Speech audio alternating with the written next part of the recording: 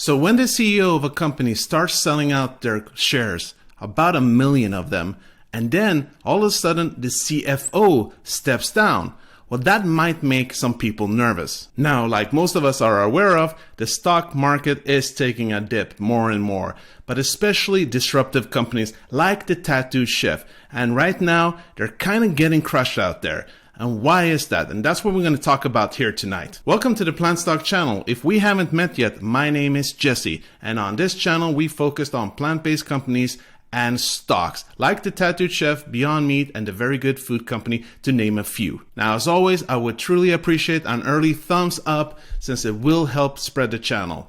And if you want to keep getting more information regarding these companies, make sure to subscribe and don't forget that bell button. Thank you guys, I truly appreciate you. Now, if we first take a look at the stock chart, ticker symbol TTCF in the NASDAQ, we could see today that Tattoo Chef is down about 2%. And it keeps going down. This is the last 5 days. Something happened here on Friday, which we're going to talk about. And then it started crashing even more. So it's about a 20-25% fall. Now, before we get into Tattoo Chef specifically, we need to have a quick discussion regarding what is going on in the market. And it has to do, of course, with theories about inflation getting nearer. I mean, we have some form of inflation already, but a lot of people think that will get worse, and that there are some uncertainties that we might expect now in the next 6 months, especially if we want to listen to Kathy Wood from ARK Invest. And that, of course, freaks out people. But there is something else that is interesting that's going on, and it is that if you take a look at the last month or so when it comes to people just investing in the market, it does seem that people are moving away overall from investing in stocks. They're taking out their money and moving on to investing in real estates, which to some extent doesn't really make sense to me because, as we know, the interest rates are pretty good now when it comes to money. And taking it out from stocks then to put into real estates, and there's talk about interest rates going up. I don't know. I think that seems like a scary move, but that's just my opinion. But what is interesting is that this is so typical, especially when it comes to us ordinary retail investors, that when stocks go really well, they go up and up and up, then more people start buying in, right? They want to be part of that. And then when stocks keeps falling down more and more, then people start selling out and they don't want to be part of it. And in my opinion, it should be the other way around, because otherwise, how will you really make money? But we'll talk about that more in the end. So we might ask ourselves, what actually happened last week when we see here on Friday, when it starts crashing down, right? After Friday and then Monday continuing. And many of you might know that that's when Sam Galletti sold some of his shares. And that kind of created a panic here. And yes, it was close to 1 million shares, and it does sound a lot, but we'll talk about that more.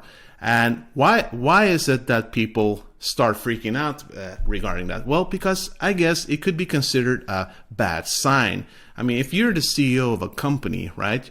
You're the boss of that company, and you start selling out, especially when the market is going badly, that could be taken from retail investors as a bad sign. I think even institutions, they could be starting to get worried because they're like, well, don't you believe in your own company anymore? Why are you selling your shares? What's the problem? You think they're going to tank? You think the company's going to go bankrupt? So I think a lot of investors out there, if they don't really look into the company, look into the fundamentals, which we're going to talk more about, they're going to start to panic sell. And I think that's what we're seeing here. And I think this is one of the reasons for that. So how much did he actually sell? Well, if we take a look here on the 15th of April, Salvatore Galletti, he sold 800,000 shares to a price of $10, right? And then if we actually look at all the trades here, there's also 500,000 traded shares here. But so about 1 million shares was sold. And some of you might wonder, why is that? Why would he sell? First of all, don't forget, it's still a very small part of his shares. The guy still has about 31 million shares left out of 82 million that actually exist. So I think we're good there, no matter what. But There's actually another YouTuber out there, Emmanuel Finance. He was in contact with Tattoo Chef to, ask about this. And here we find out that Ansem's selling was based on prior arrangement at the time the SPAC closed. As you know, it was a SPAC before, hence the 10% share price. It was a privately negotiated transaction and should not reflect in any way on Sam's view of the business and growth opportunity. And I just want to, quick shout out to Emmanuel Finance for that help there. So as was stated in the letter that Emmanuel brought to us, it was something that was prearranged before. It was a deal they had, and according to Emmanuel, it's probably that he was paying out different lenders, meaning that he had to get more money liquid. And this is the way he dealt with it. So again, folks, he's still the majority shareholder. Again, around 30 million shares out of 82. So I don't think that's a bad sign in any ways. He just needed some money quickly, and he sold 800,000 shares out of about 32, 33 million. So I'd be more worried if he started selling like 10 million shares. But, it is what it is. It was a pre-arranged thing. It had to happen. Yeah, that was according to the letter anyway. So I wouldn't worry about that at all. I don't see that as a bad sign. Now, another part of the reason could be that the CFO resigned last week. So the combination with Sam selling out some of his shares and the CFO resigning just abruptly could, stir some feathers, so to say. And here we find out in the Tattoo Chefs, we actually found that out also from this letter, that Chuck's departure has nothing to do with Tattoo Chef's financials.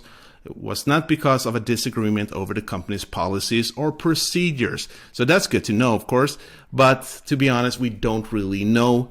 I mean, what are they supposed to say? There's some speculation out there that before the CFO resigned, the CEO, Sam Galletti, wanted him to sign off on some money, some financials, and he didn't agree with that, so he was let go. Again, speculation. I don't know if this is true. We'll find out as we move on. They haven't said anything. According to themselves, there was no disagreement anyways. But I could definitely see it as a possibility, because even though if the chief financial officer, kind of takes care of the money, it is the CEO that has the last say. It's his vision or her vision that kind of guides you what to do with that money. So if they don't share the same vision after a moment of time, I could be a possibility then that they have to part ways, right? But then again, we don't know. When it comes to this former CFO, he could have been stressed, right? I mean, it's a really tough job being a CFO of an emerging company, a disruptive company like that, that's just had a SPAC merger. I mean, you can just imagine the stress they've had the last year or so. So still, we don't know. It could be health reasons, personal ones, health things in the family. Again, what I'm trying to say here, we just don't know. But none of these things, as of yet, is something that would change the fundamentals of the company. So again, nothing that worries me at all. Now, some of you might remember back in November, when it comes to the Carisdale Capital report, that they were super bearish on Tattooed Chef. And it's been discussed that one of the reasons they were so bearish, this is a fund, right? A hedge fund, is probably because they wanted to short the company, or it is basically what's been proven out there, that they wanted to short the company. So they came out with some bearish ideas and theories why they don't think Tattoo Chef is the best kind of company at that time. And obviously, being a new company like this, that did affect people, and they start selling off, and it would be a perfect time for them and other people to buy this. So they basically shorted the stock. And as long as we're talking about shorting the stock, Tattoo Chef's short interest is around 16% of float there.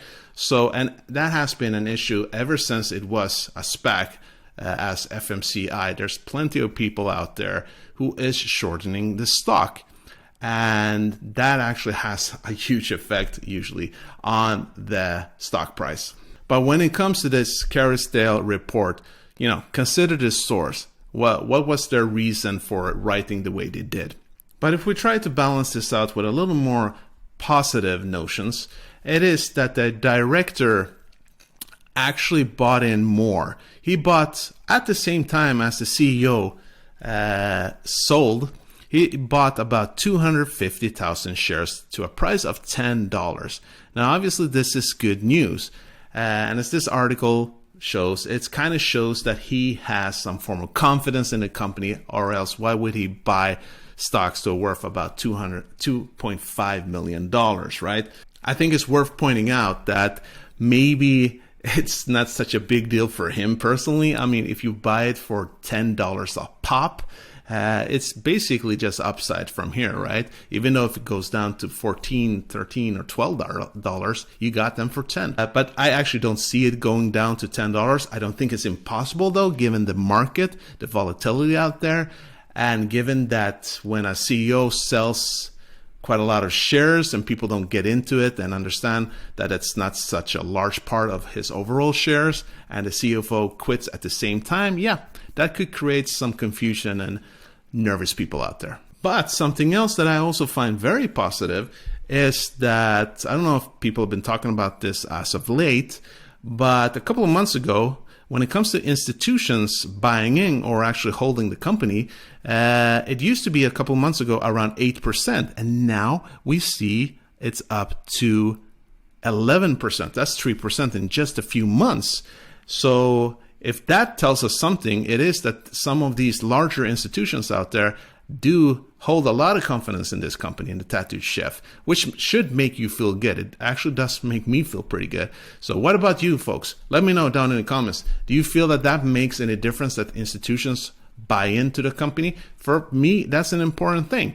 Because if we take a look at other companies, I took a look at the very good food company, PlantStock companies then, or Else Nutrition, and other smaller plant-based companies. Obviously, they have almost no institutions buying into them. I think Very had about 0.2% or something like that, which is not so strange. They're smaller companies and more unheard of at this moment. That's going to change, in my opinion, but at the moment, it's not so strange. But if we make a comparison with Beyond Meat, which is the industry leader, right?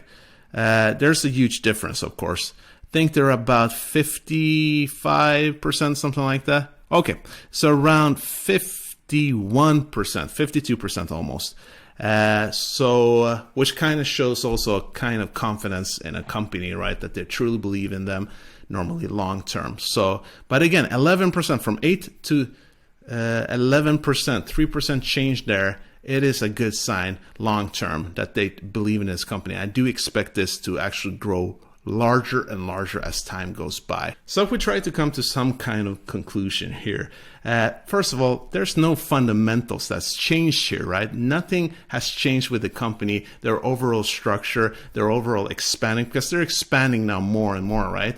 They're getting into a lot more stores in the US. There's talk about expanding into Europe. I'm not worried here at all. They're talking about acquiring. They have a cash balance of $200 million, a great CEO. And as I've talked about, when it comes to fundamentals, I have 5 aspects that I look at. And that is, what kind of vision do they have? Do they have a superior product? Do people love their product? Because it's not enough that it's a superior product. If people don't rave about it, it doesn't really matter. Do they have an advantage towards others? And do they have a great CEO or management team? And they do, right? And if you want more information about that, I made a video about that a few months ago. Take a look at it up here. And again, folks, you have to ask yourself, what kind of investor do you want to be, right? Do you want to be like a typical retail investor that when the market starts going up and you see the companies going green, green, green, and getting higher and higher? Do you want to be the kind of investor that's when you only start to invest? I'm not saying you can invest then. If you really believe in a company long term, you see them maybe 5x and 10x from that price. Or do you want to be the kind of investor as the typical venture capitalist, the typical rich investors out there, like Warren Buffett, Shamat, that when they invest, right, when they make their big bucks, it is during these kind of times, right? When great companies go down like crazy, when a lot of people start becoming pessimists and they sell out. And that's when you start buying in and making the big bucks long term, because you understand the company, you understand the fundamentals, right? You feel secure about it no matter what other people say. Now that's when you make money. So ask yourself, what kind of investor you want to be? Let me know down in the comments, folks. All right, folks, that was it for today. I truly hope you got some value from today's video. And if you did, make sure to smash that like button. And if you want to continue getting more information regarding Tattoo Chef and other plant-based companies, make sure to subscribe and don't forget that magic bell button so you'll get notified every time. And as always, this was not financial advice. These are just my own opinions and thoughts. Make sure to always do your own due diligence and invest safe. Really hope to see you soon. Have a wonderful Wednesday. Peace out.